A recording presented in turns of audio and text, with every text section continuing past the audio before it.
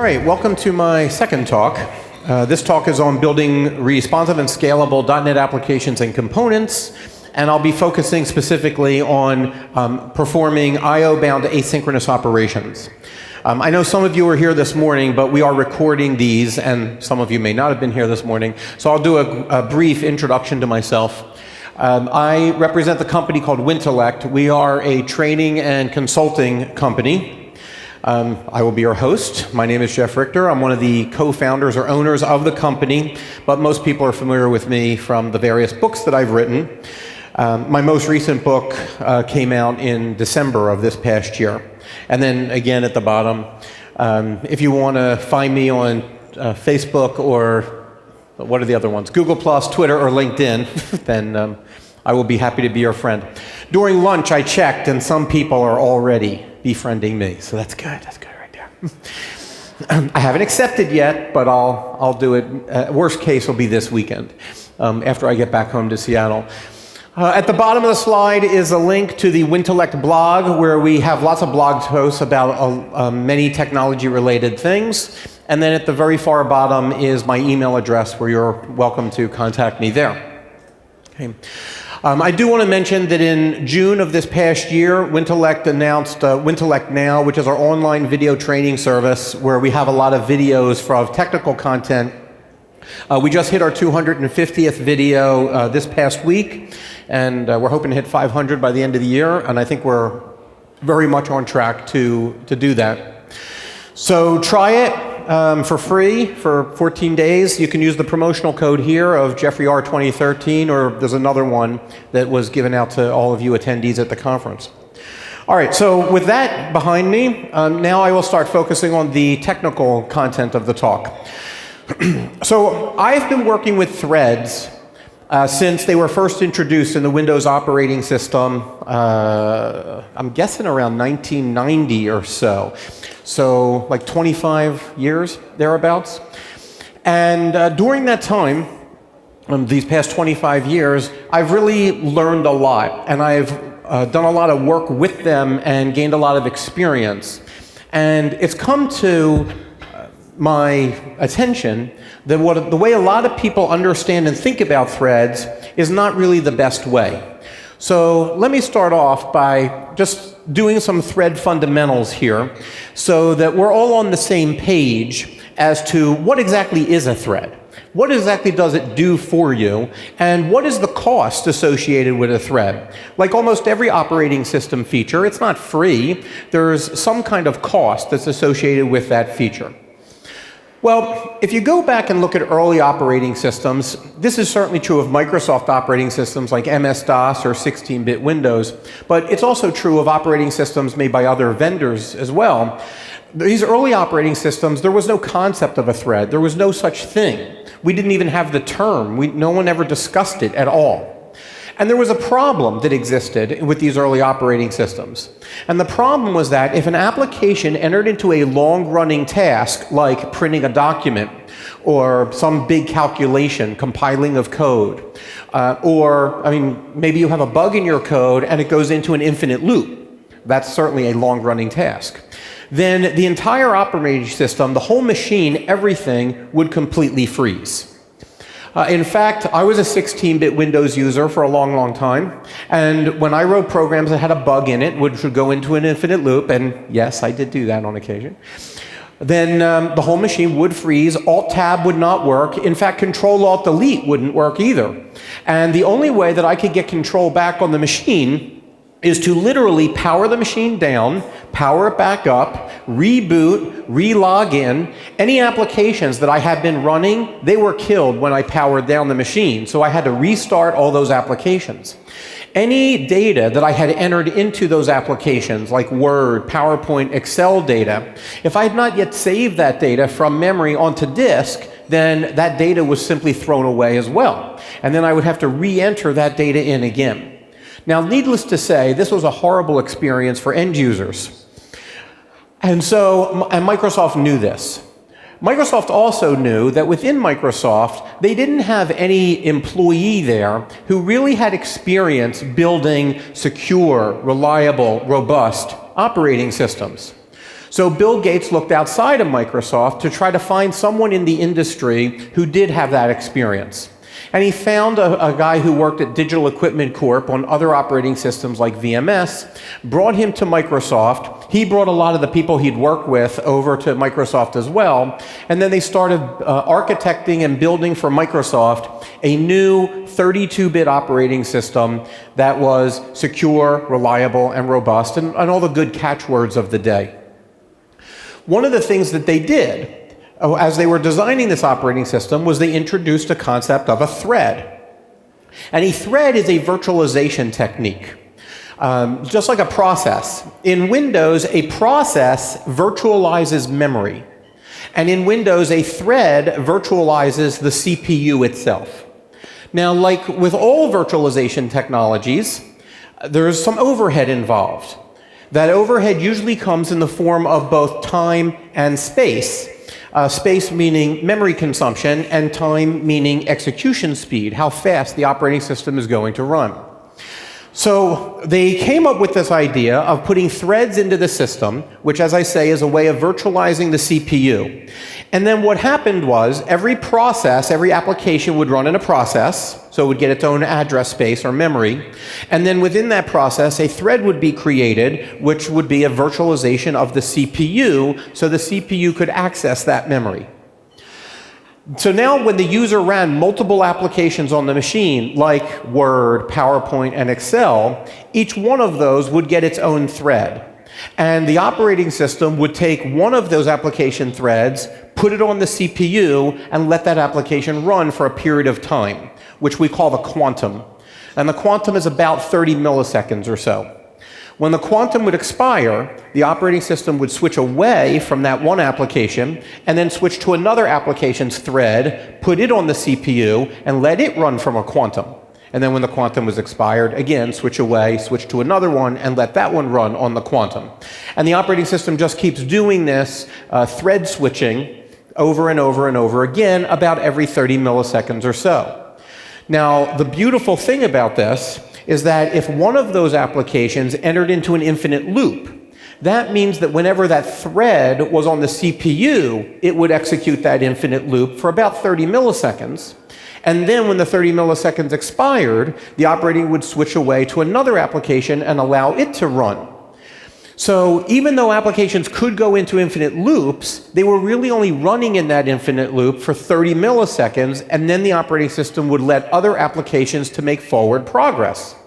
And this meant that the entire machine no longer froze. That was really the big benefit, is that when one application entered into an infinite loop or long-running task, like printing a document, the machine itself was no longer completely frozen, and other applications were still able to make forward progress.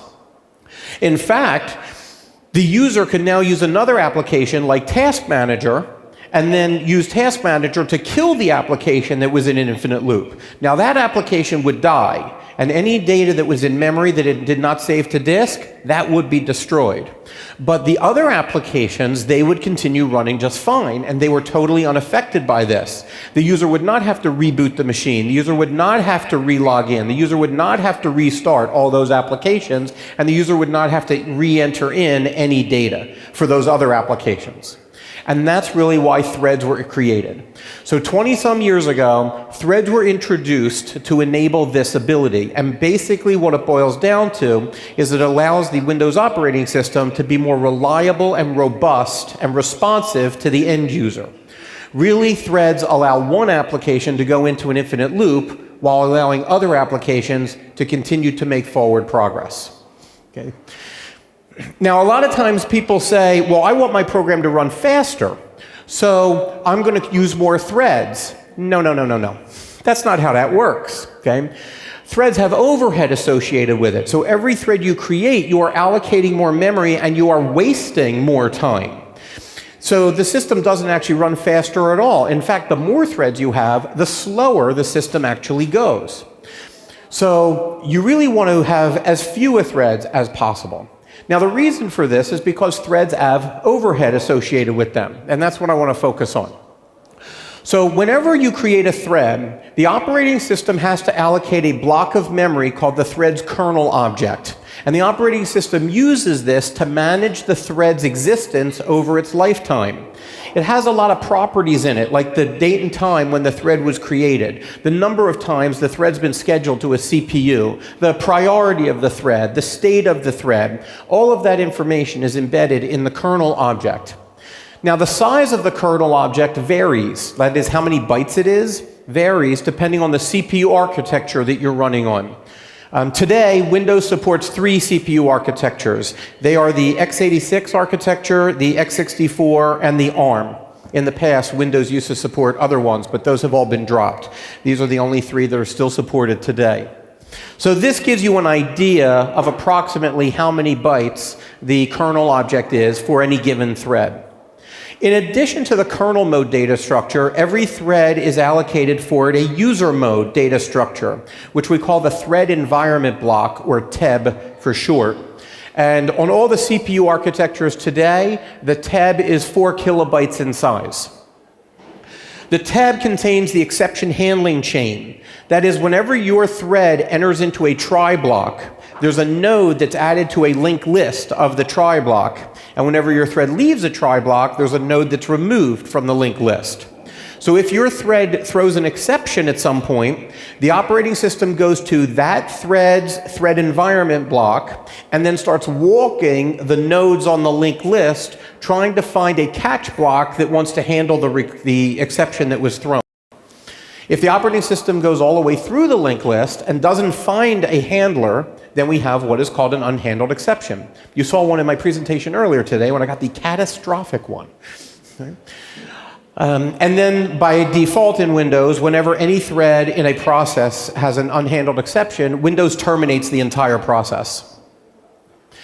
The most significant piece of overhead for a thread are its stacks. Every thread has both a user mode stack as well as a kernel mode stack. And the user mode stack is 1 megabyte of memory. So you need to say to yourself, whenever you create a thread, I am allocating a megabyte of memory. I'm allocating a megabyte of memory.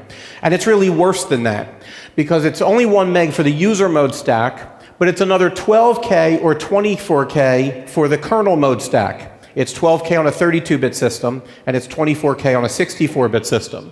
Then you have the 4K for the user mode tab, and then you have another kilobyte or so for the kernel object up above. And in addition to all this memory overhead, which, by the way, when you create a thread, the system has to find all that memory to allocate it, so that takes time. And the system has to initialize all that memory. That also takes time. And when a thread dies, the system has to free all this memory back up. That also takes time. So in addition to all the memory overhead, there's all the time overhead as well. Windows has this other policy, which when they were originally designing the system 20-some years ago, this policy made a lot of sense.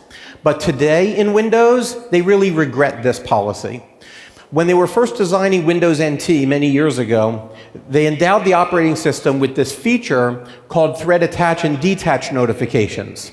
Whenever a thread is created in a process, Windows notifies all the DLLs in the process that a new thread is being created. And whenever a thread dies in the process, Windows notifies all the DLLs that the thread is dying in the process. We call that a detach notification.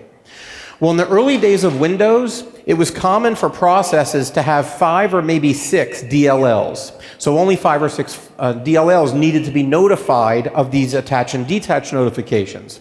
But today in Windows, today it is very common for processes to have 250, maybe even 300 DLLs loaded in the address space.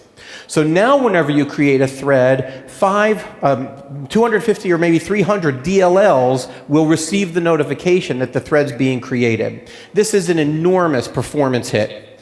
And when the thread dies, again, another several hundred DLLs are notified, which is again a performance hit. So creating threads is very expensive in terms of memory and also in terms of time. The next thing you have to realize is that a single CPU can only do one thing at a time. So what Windows does is it puts a thread on the CPU, again runs it for the quantum, then takes it off, puts another thread on the CPU, and runs it for a quantum. And so if you only have one CPU and you have thousands of threads, they each get to run one after another, but only for 30 milliseconds at a time. They can't all run at the same time. Okay. And what Windows is doing, it's performing this thing called a context switch that happens every 30 milliseconds. And where Windows has to save the registers in the CPU off to the currently running thread's kernel object, then pick another thread, grab the CPU registers out of its kernel object, put it on the CPU, let it run for 30 milliseconds, and then just keep doing this over and over again. The point that I'm trying to make here is that these context switches are also not free. That's a wasted time as well, because the system has to do this. And it's happening every 30 milliseconds, so it's happening quite regularly. So all of this is pure overhead, and all of this really hurts performance quite significantly. So then you might ask yourself, so then why did Microsoft do it? If there's so much, why did they add threads to the operating system if there's so much wasted memory and so much wasted time? Well, and the answer is because they wanted to provide users with a robust, reliable operating system, where an application could go into an infinite loop and other applications could still make forward progress. That's why this was done. So the conclusion that you should draw as a software developer from this is that you have to avoid threads as much as possible. I love threads, and I also hate them at the same time. And when you are architecting your software, you want to avoid the use of threads as much as possible because they consume so much memory and they waste so much time. Of course, there is a corollary to that. And the corollary is you do want to use threads because that's what made the system responsive. So in your own application, if in order to keep your user interface responsive and responding to the user's mouse events and keyboard events and touch events, you want to take any computationally intensive work and you want to put it off onto another thread so the user interface thread isn't busy doing that and can respond to user input. And if you are running on a machine that has multiple CPUs, which today, finding multiple CPU machines are very commonplace. But for the record, when Windows NT was being created 20-some years ago, computers that had multiple CPUs in them was very rare, practically non-existent. Today, multiple CPU computers is the mainstream. In fact, it's even hard to find a computer with only one CPU in it today. So if you are running on a computer with multiple CPUs, and today most likely you are, then Windows does have the ability to put one thread on one CPU, another thread on the other CPU, and then they can run simultaneously. And this allows you to get a performance improvement because now, and only now, you're able to use threads. You can have 2 units of work done in 1 unit of time by putting threads on the different CPUs. But that's the only time threads give us a performance improvement is if we're on a multi-CPU computer, a computer with multiple cores. Okay, so now I have a demo for you that will let you see the overhead that's associated with the threads. Here in Visual Studio, I have a piece of code. First thing I do is I declare an integer, 1 megabyte, and I set it to 1024 times 1024, which is a megabyte. And then I'm going to use that variable a little bit further down. Then I'm going to create a manual reset event, which I'm not going to talk about in great detail, but effectively this is a Boolean variable. A manual reset event is a Boolean variable, and I'm initializing the Boolean to have a value of false right over here. Then inside the using statement, I am creating an integer, which is, I'm just going to use it as a counter. I initialize it to 0 to indicate how many threads I have created so far. Then I enter a try block, and then I enter an infinite loop while true. And inside the infinite loop, I am newing up a brand new thread. Then I'm going to start it, which actually causes the thread to be created in the system. And now that I've created this new thread successfully, I'm going to add 1 to the thread num to indicate that I've created 1 thread. And then over here, I'm going to say, hey, Windows, for my process, how much memory is it using right now? Now, Windows returns that to me in bytes, and I'm going to show it to you in megabytes, so I divide it by 1 megabyte. And here you can see in the console window, which I'll move off to the side, that after creating one thread, my process is now using 120 megabytes of memory. Now, we can't tell how much of that memory is for this one thread that I just created. So let's loop around, and let me do something else really quick first.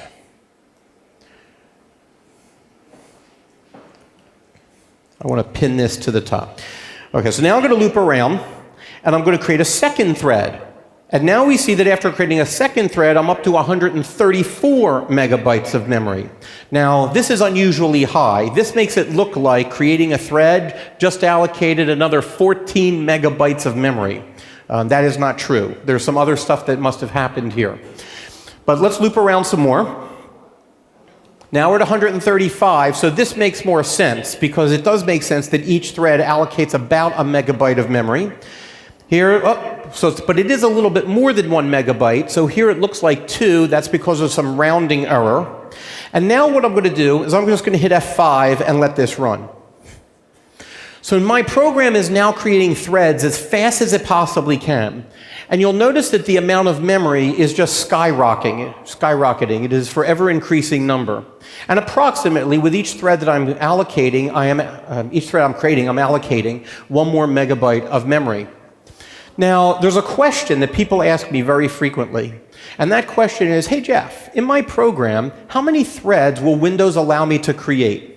My answer to that, I have a standard answer for that, and it's always the same thing. It is, your architecture is broken. That is my answer.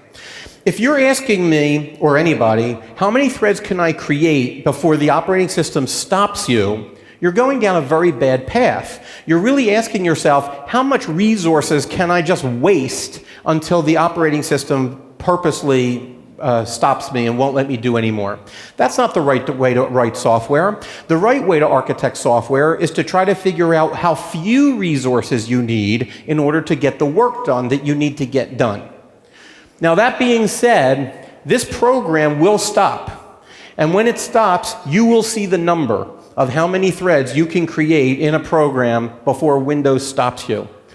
And we're getting close. You may also notice that this has gotten slower, right? It's getting slower because the system's allocating more memory. It doesn't have the memory, so it's doing swapping to the paging file on the hard disk now.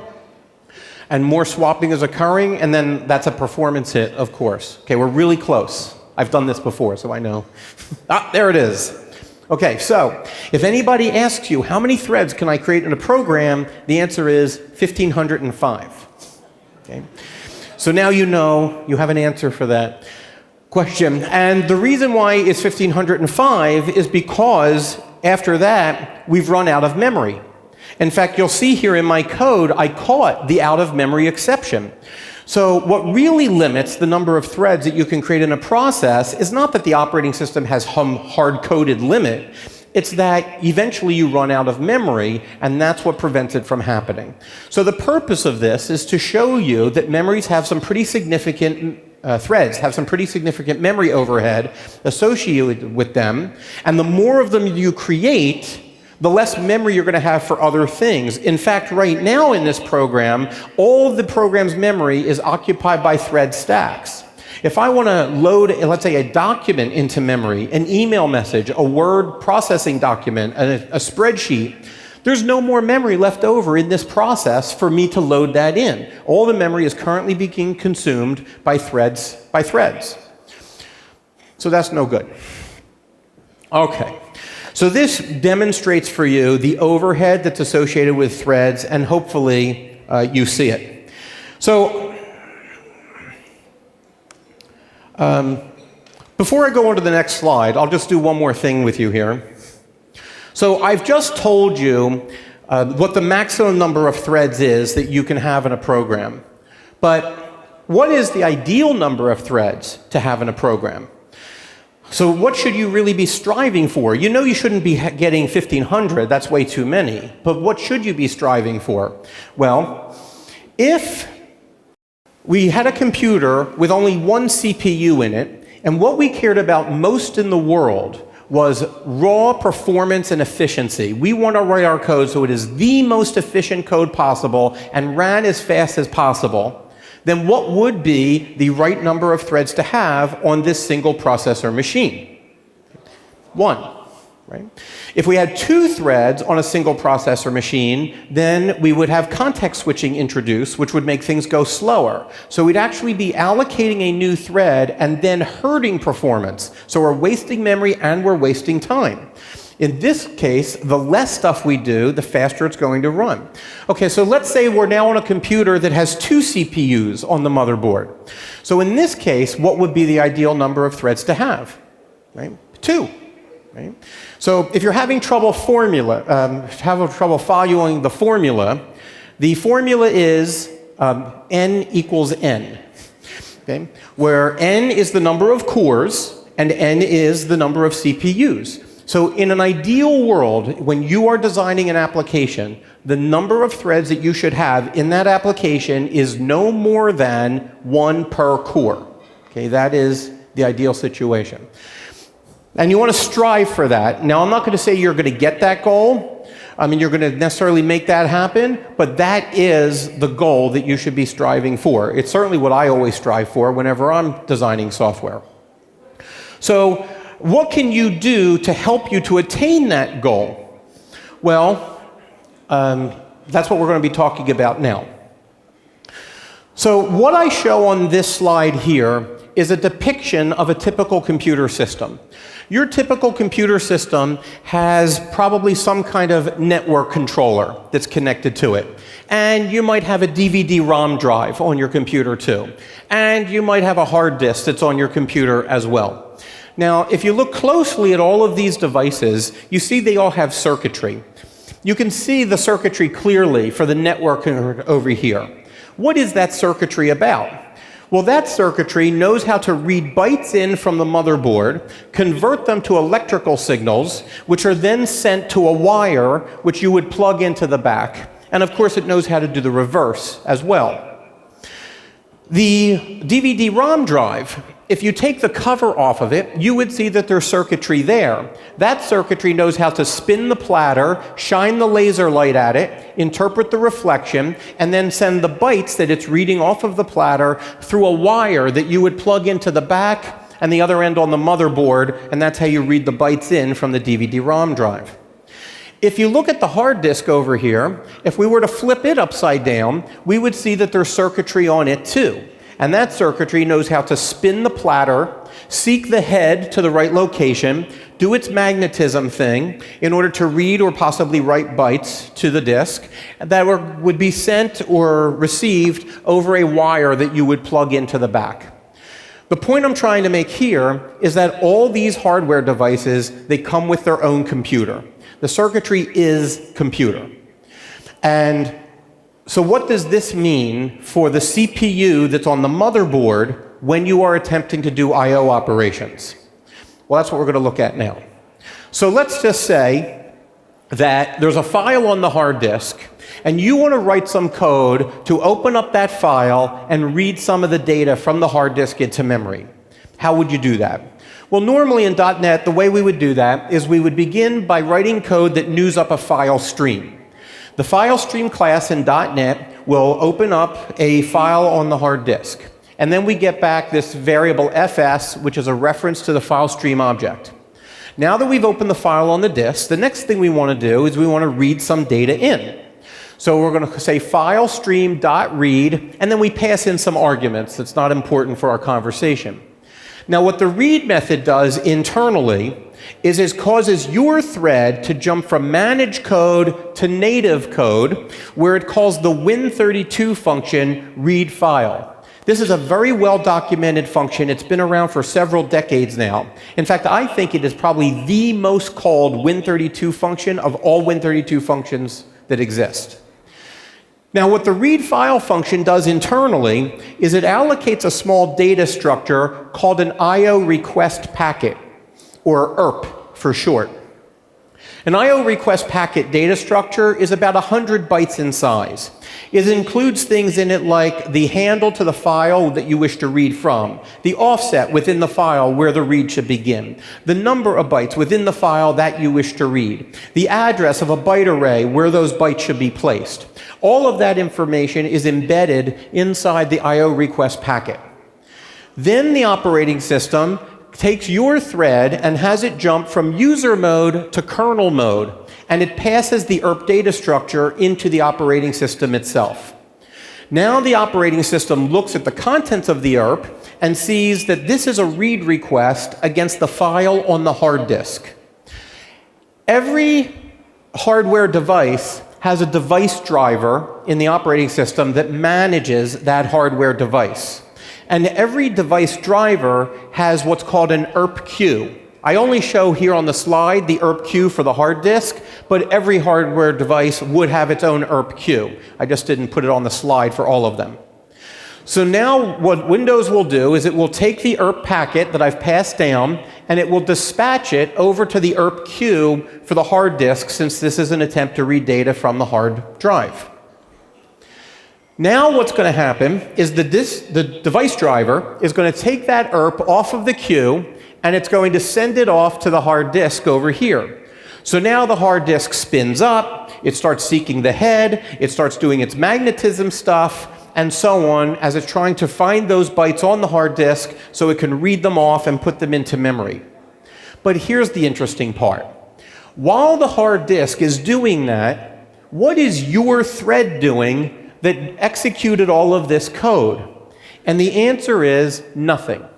The CPU on the motherboard has nothing to do while an I/O operation is occurring in hardware.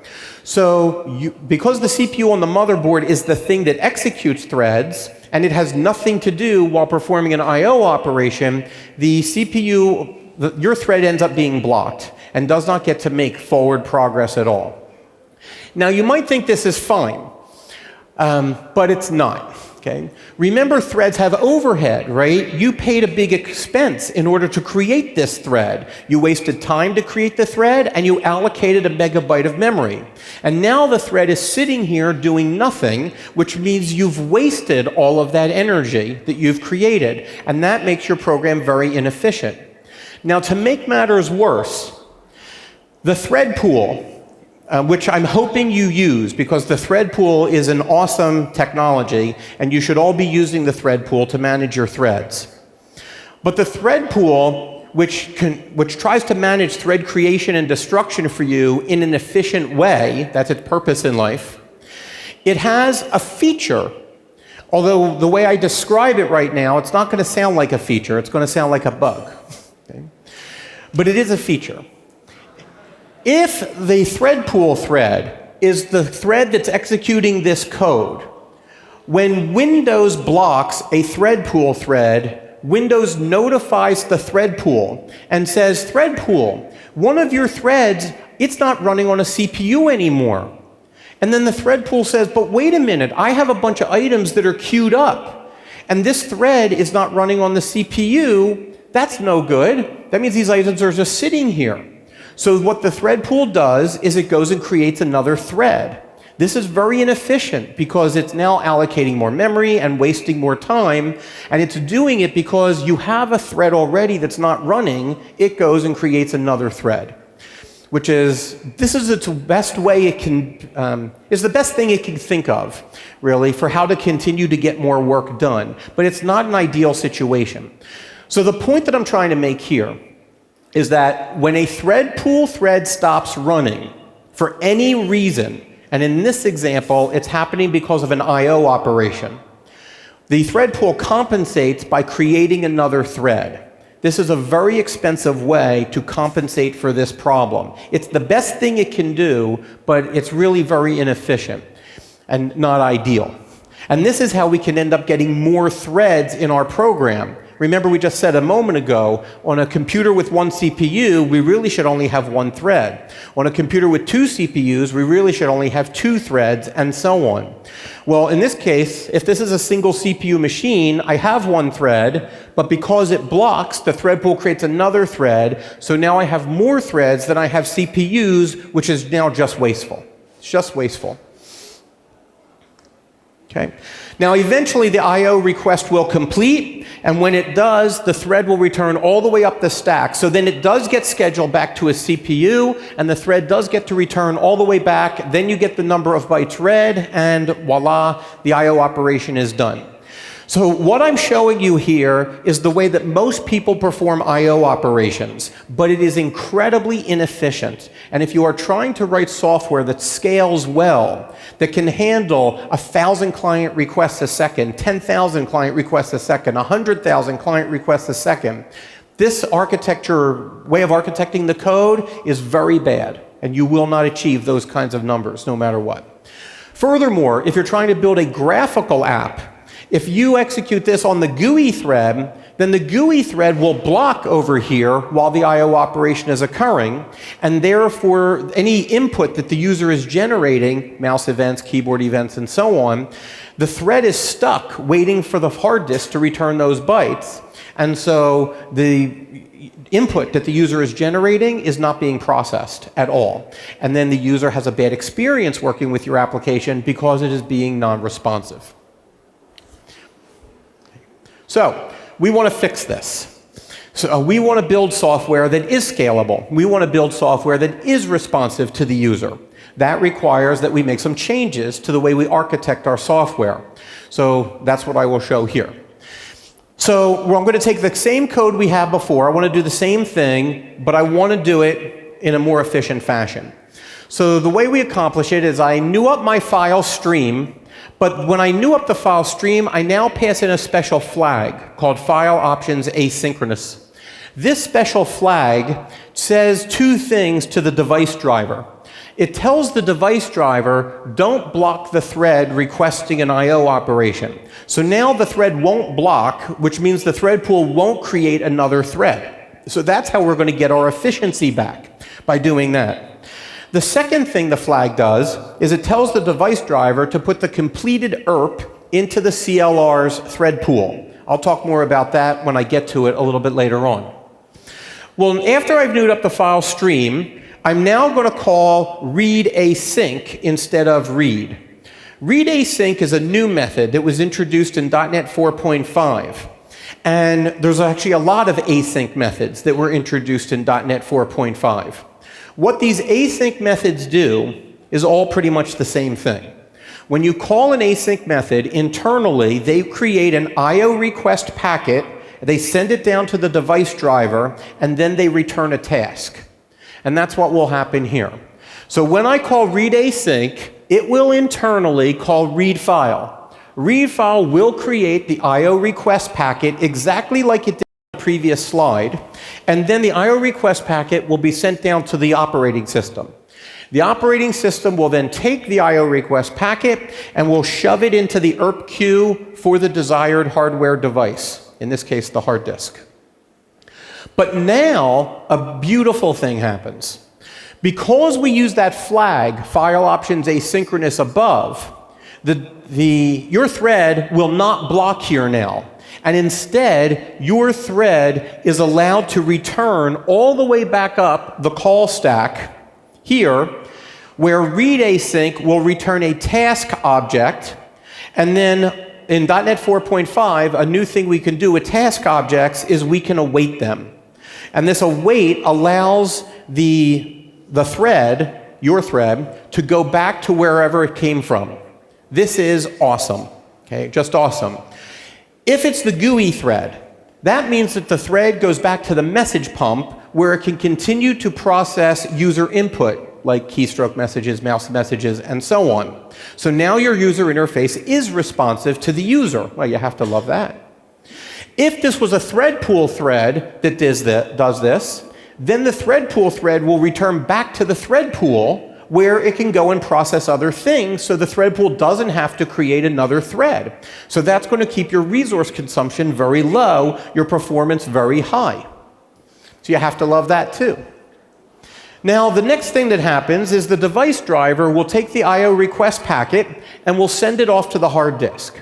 So the hard disk spins up, it seeks the head to the right location, it does its magnetism thing, and then it eventually reads the bytes that you desire into memory. After that is complete, the device driver is going to take the I/O request packet and it's going to queue it up to the CLR's thread pool. This red box here represents the thread pool that comes with the Common Language Runtime. Well, whenever any item gets queued up to the thread pool, what happens next is a thread pool thread extracts that item from the pool and then goes and calls a callback method. And what will happen here is a thread pool thread will take the completed ERP out of the pool and will go and call back this method up above. But what's interesting is that instead of calling this method and have it execute from the beginning, which is usually what happens when you call a method, this method is implemented as a state machine, and the thread pool thread resumes the state machine. And what that really means is when the thread pool thread calls this method, it will continue with the assignment. It won't new up the file stream, that was already done. So it'll go to the next state of the state machine, which is come back to the assignment here, get the number of bytes read, and continue running. So the whole purpose of this async and await feature that was added in C# 5.0, here's the elevator pitch for it. Okay? Await and async and await in C# 5 allow you to have a sequential programming model for writing code that performs I/O operations without blocking any threads, thereby allowing you to create more responsive and scalable software. Okay? That is the summary definition of what async and await was all about. Allows you to have a sequential programming model where you new up the file stream, then you read some data, then you process the data. So you're writing your code sequentially, the way that you're used to, the way that you're familiar with writing the code. But we don't want to block any threads that are doing I/O operations because that's very inefficient. So this allows you to do it without blocking any threads. That allows you to build more scalable and responsive software. Okay, so now, I have a demo here in Visual Studio to show you a little bit about what's happening underneath the covers when we use async and await in our code.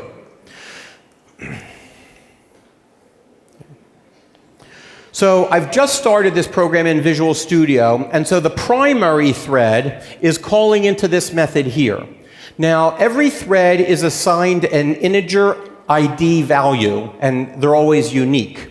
And on this first line of code here, I'm going to get the ID of the thread that's executing this method. And here, if we look at it in the debugger, you can see that it has an ID of 10. Hopefully you can see that way in the back. But it says 10. Okay? So the primary thread of this program has been assigned an ID of 10. Just remember that. I'm going to come back to it a little bit later. Now, the next thing I'm doing is I'm calling this method HTTP_length_async, which I have right below. So I'm going to hit F11, and I'm going to step into it. And then if I were to ask you, what thread is calling this method now? Is it the same thread, or it is a different thread? Well, hopefully you would say it's the same thread. And to prove that it is, I will go and get the ID of it. And if we look at the ID, we're hoping to see the number 10. And we do. Okay, so this proves it's the same thread that called from one method to the other. Excellent. Now the next thing I'm going to do, inside here I want to make a web request. So I'm newing up an HTTP client, and then I'm going to call this method getStringAsync. Well, here you see there's an async method. Now remember, almost all async methods do the exact same thing. Almost all of them create an I/O request packet, send it down to a device driver, and then return a task. And that's what's going to happen here. This case, it's a network request, so it's going to the network device driver instead of a hard disk request, which would go to the hard drive device driver. So this is going to create an I/O request packet, send it down to the driver, and return back a task. Now, the device driver will actually do this I/O operation in the future. Now, I take the task that came back, and here you can see this returns a task of string, and then I'm going to await it. The await operator in C# says, I do not want to wait for the I/O operation to complete. I want to allow the thread to go back to where it came from. Now, what I'm going to do is I'm going to hit F10 to single step to the next line of code in the debugger. And watch what happens when I single step to the next line of code. Here I go. You'll notice we go up. We don't go down. That's because the await operator allows our thread to return. Again, if this was the GUI thread executing this, the GUI thread would go back to the message pump, so the user interface would stay responsive. If this is a thread pool thread that was executing this, then the thread pool thread would return back to the pool, so it can go and do other things. But we're not blocking the thread. And that's what's preventing us from wasting memory and time creating other threads. That's the feature here. Now, up above, I'm going to hit F10, and then I'm going to say, so what is the ID of the thread that we're on here? And I'm sure it's not surprising to you, but this comes back with 10. So this is indicating that it is the primary thread, and it has returned from that method. Now, the next thing I do over here is I'm taking the task that I got returned from calling this method, and I'm going to block until this I/O completes. This is a terrible thing to do, what I'm about to do. Okay? You should not do what I am doing here. I am a trained professional, however. Do not try it at home. Okay? But I'm doing this for demonstration purposes. I would not ship code that had this in it. And by taking the task and calling getAwaiter.getResult on it, this will block the primary thread until the task has completed. That is, until the I/O operation is done. And blocking threads is bad, which is why you do not normally want to do that, but this is doing it here. But I'm just doing it because I want to demonstrate this for you, not because I would do it in real life. So I'm going to hit F10 on this call to get results, and you'll notice that where we end up next is nowhere. Okay. So unfortunately, I spoke so long that the I/O operation timed out. So that's a bit of a bummer, but let's see if I can do it again. Let's rewind this up to here. Now I'm going to hit F11. I'm going to come in here. I'm going to do this again. Now I'm going to come back out, and now I'm going to hit this, and then we go over here. See, I didn't waste as much time, so the I/O operation didn't time out now. So I have the primary thread stuck in the call to get result, but somehow I ended up over here. This can't be the primary thread. If the primary thread is in get result, then it has to be a different thread that is at this debugger break line down below. And in fact, it is. If I come over here and I get the ID of this thread, we see it has an ID of 20. Not 10, therefore it must be a different thread. And in fact, this is a thread pool thread that has come into here. So what's interesting about this is that the primary thread executed this code, but then a thread pool thread executed this code from here down. Two different threads were inside this one method at different times. Now, this code down here is going to get the string. So here's the string that came back from hitting Microsoft.com, the HTML that was returned from the server. And then over here, I go and get the length of that. That's 1,020 characters in that string. And then I go and I set this text over here, which is now going to cause, now this thread pool thread is going to return back to the pool, but the primary thread is waiting for that result. And so when I hit F10, we end up back over here. And now the primary thread is waking up because what it was waiting for has now completed, and it's getting that length, which we can see here is 1,020. Okay? So if I did not have the call to get result here, then no threads would have been blocked in this program. And therefore, the threads that we did have, we could keep reusing them over and over again, and that allows the software to be more efficient. Now, how would you get rid of this over here? Normally, the way you would get rid of this call to get result, which is a blocking call, and we don't like the blocking calls, is we would have awaited this. So we would have said await task here. That would have allowed the thread to go back, and then when the length came in, another thread could have come in, gotten the length, and then continued the execution. So the await thing just percolates itself up all the way through your call stack. You just put it everywhere all the way up, and that allows all the threads to keep returning back so that your program stays efficient.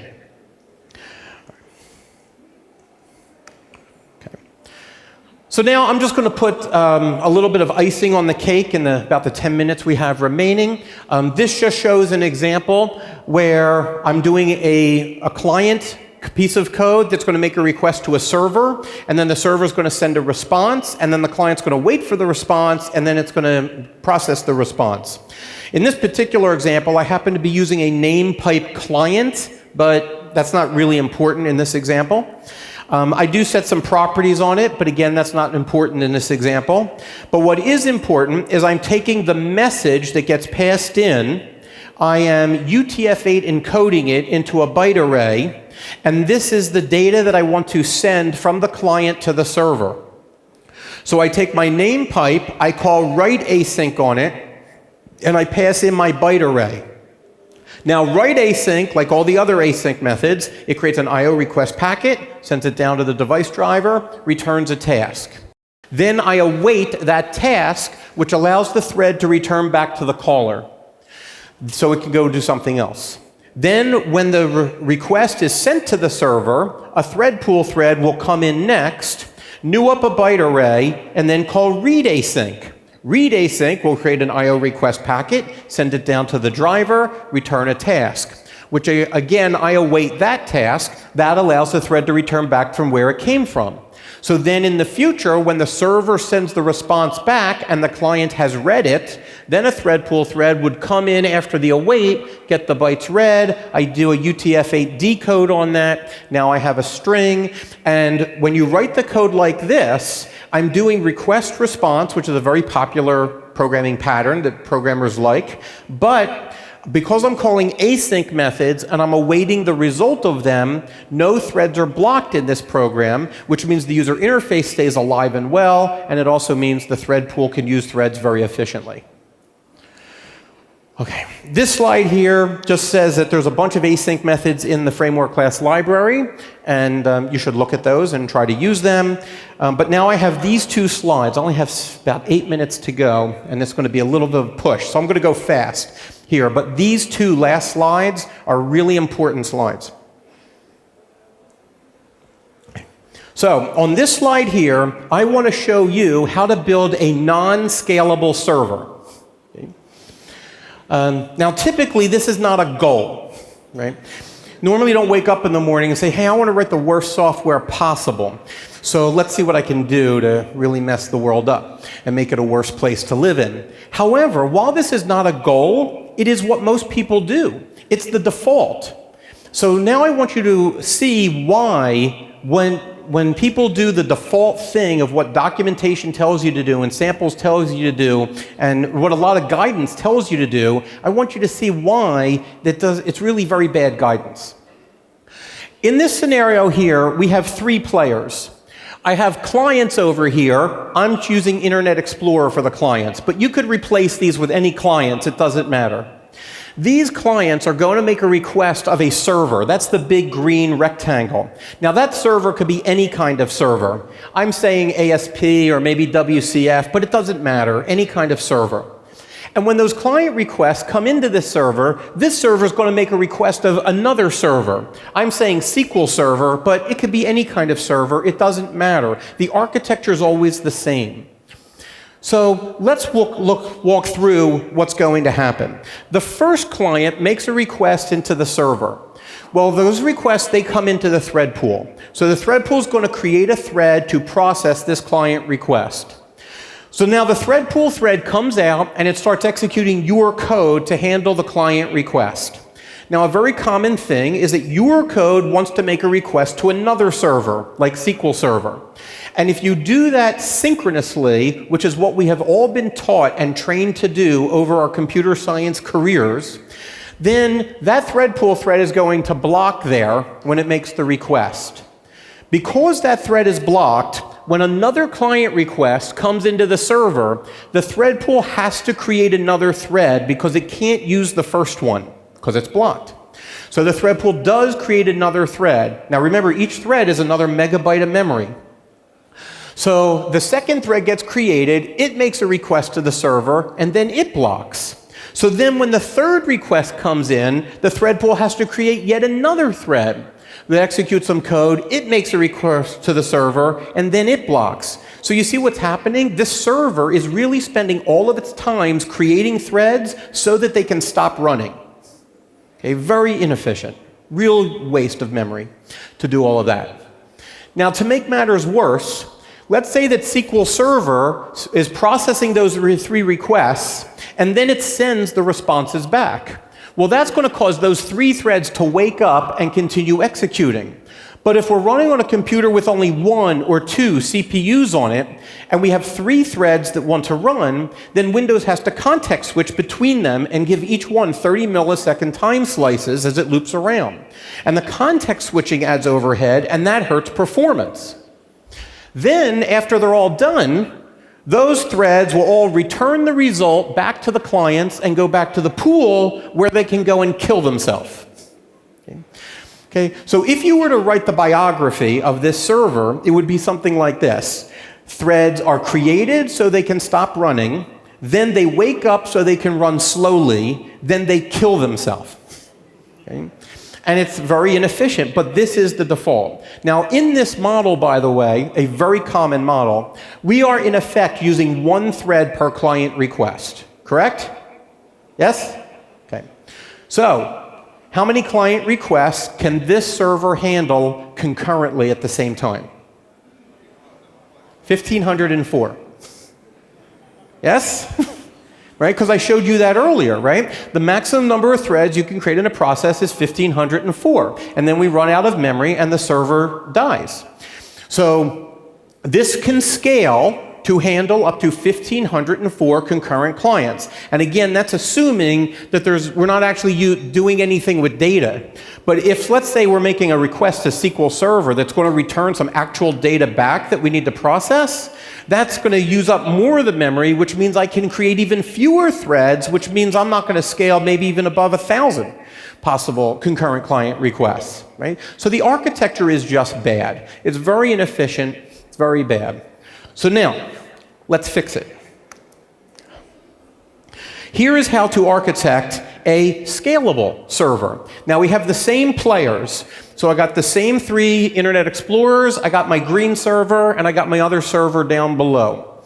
So a client makes a request to the server this time. The thread pool does create a thread, and it starts executing code on behalf of the client.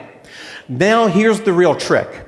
This thread is going to make a request to SQL Server, but instead of doing it synchronously, where the thread gets blocked, we're going to do it asynchronously by calling an async method, and we're going to await the task that returns.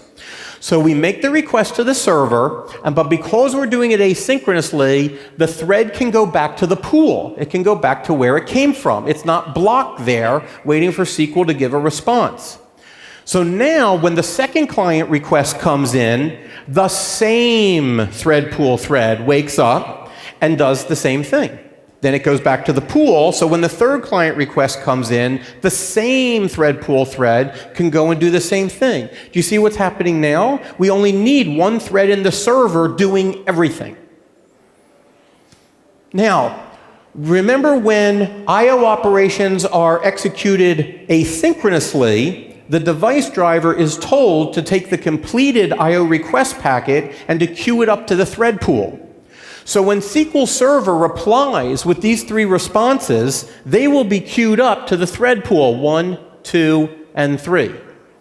And then the thread pool will use the same thread to pull out process it, return the first result back to the client. Then pull the second one out, process it, return it to the second client, pull the third one out, process it, send it back to the third client. And again, we're using only one thread on the server to accomplish everything. Now, this code could scale easily to 1,000, 10,000, 100,000 clients, all being processed concurrently by this server. And writing the code to do that is really just simply a matter of taking any of your methods that perform I/O operations, modifying them to call the async versions, like read async and write async, instead of read and write, and then awaiting the result. So with a small modification to your existing source code, you're able to make your program now scale, and this is why that will happen. This slide here, which is my last one, and only 4 seconds to go, timing couldn't be better, is just to say to you that .NET has supports or fully supports the ability for you to create lots of different asynchronous servers. And I don't have time to go through all the details, but if you are building an ASP.NET web form page and you would like to make it asynchronous so that you scale better, go to the documentation and look up the async equal true page directive, and then you're going to have to call this method register async task, which is documented, so go and look it up. If you're using MVC instead, then you can derive your class from async controller and have your methods return a task of async result instead of async result. Then you can use awaits inside that method. If you're building an ASP.NET HB handler, then go into documentation and look up HB task async handler, which has a virtual method on it called process request async, and then you implement that, and then you put awaits inside there. And if you're doing a WCF service, then implement the service as an async function returning a task or task of T result, whatever you want to return, and then inside the method, call the async methods and put await in front of those. And if you just take that existing code, make these couple of changes to it, then all of a sudden your code should scale phenomenally well. And if it's a GUI app, then it should be much more responsive. Thank you very much.